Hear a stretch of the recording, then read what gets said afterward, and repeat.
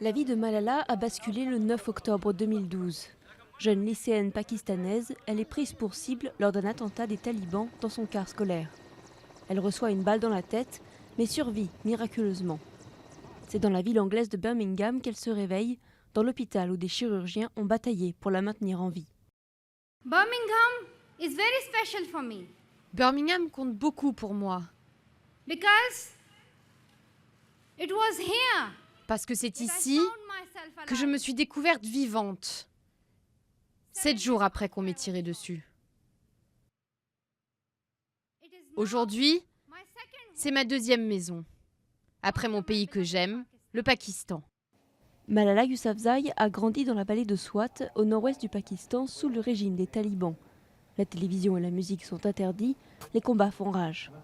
En 2009, à 11 ans seulement, elle tient un blog sous pseudonyme pour dénoncer les exactions des talibans dans sa région et militer pour que l'éducation ne soit plus un privilège réservé aux garçons. Les télévisions locales parlent d'elle, mais les talibans répondent par des menaces qu'ils mettent à exécution. Aujourd'hui, l'adolescente rétablie et installée en Angleterre mène plus que jamais son combat. I want to learn about politics. Je veux étudier la politique, les droits de l'homme, la loi. Rights and about the law. I want to. Je veux apprendre comment changer ce monde et comment je devrais travailler pour le bonheur et l'éducation des filles. For the happiness and for the education of the girls. Malala est devenue un symbole de la lutte contre l'extrémisme religieux et son engagement lui a déjà valu de nombreux prix. C'est aussi une source d'inspiration et d'espoir pour les adolescentes de son pays. Dans la vallée de Swat, de plus en plus de filles vont à l'école, mais la peur n'a pas disparu.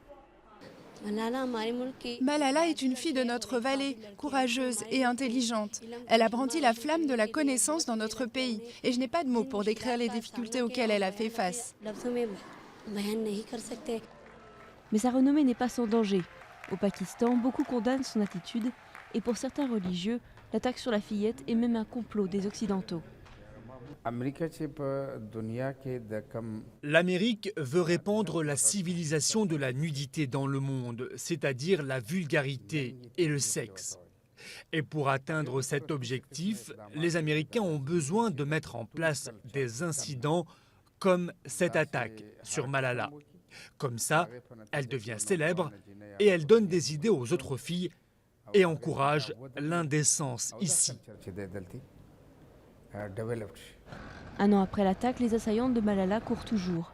Et les talibans pakistanais ont répété leur intention de l'attaquer de nouveau. De son côté, la jeune fille a publié son autobiographie et elle espère un jour rentrer dans son pays pour y continuer sa lutte.